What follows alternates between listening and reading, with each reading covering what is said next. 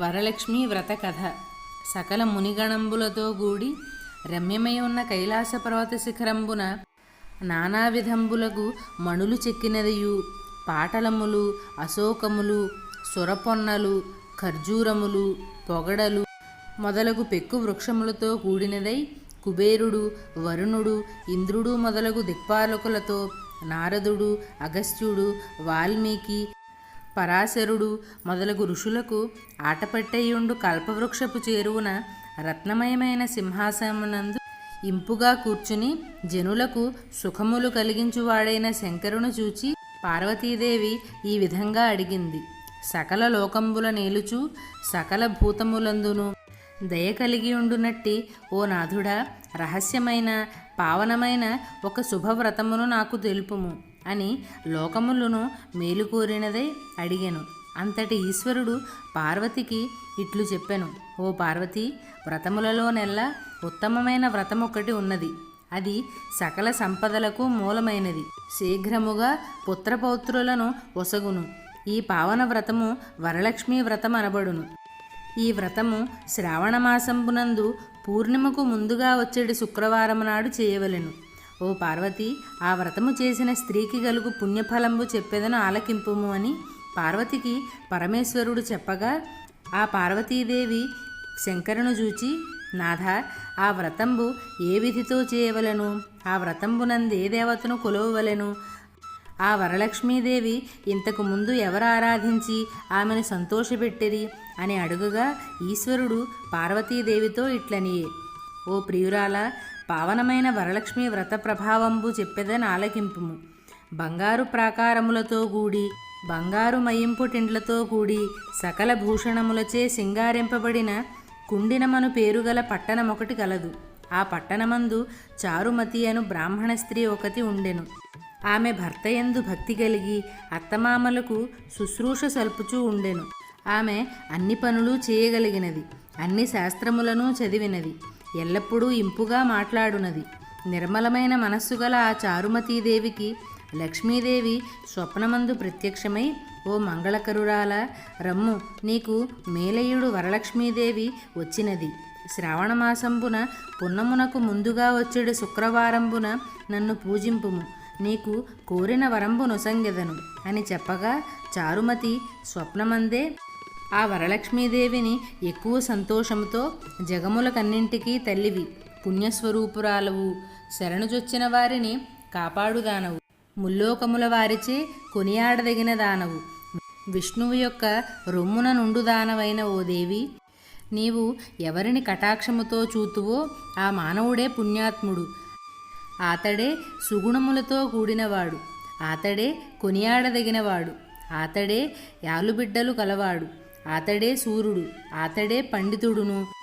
ఓ హరిప్రియురాల, ఇతరములైన పెక్కువేల జన్మలలో ఎంత పుణ్యము చేసితినో అట్లుగాని మీ పాదారవిందముల దర్శనము నాకబ్బునా అని వరలక్ష్మీదేవిని బహువిధములుగా స్తోత్రము చేసెను. ఆ వరలక్ష్మీదేవియు ఆ చారుమతిచే స్తోత్రము చేయబడినదై ఆ చారుమతికి పెక్కు వరంబులనిచ్చి అంతర్ధానమయ్యెను. చారుమతి స్వప్నము వచ్చిన పిమ్మట పరుండి నిద్రపోవక మేల్కాంచి సూర్యోదయమైన తరువాత తన స్వప్న వృత్తాంతమును తన బంధువులకు తెలిపెను. అప్పుడు బంధువులు, చారుమతి, నీ స్వప్నంబు బాగుగా ఉంది, మంచిది, మనమందరం అలాగే చేద్దామని నిశ్చయించుకుని శ్రావణ పూర్ణిమకు ముందరి శుక్రవారము ఎప్పుడు వచ్చునా అని ఎదురు చూస్తూ ఉన్నారు.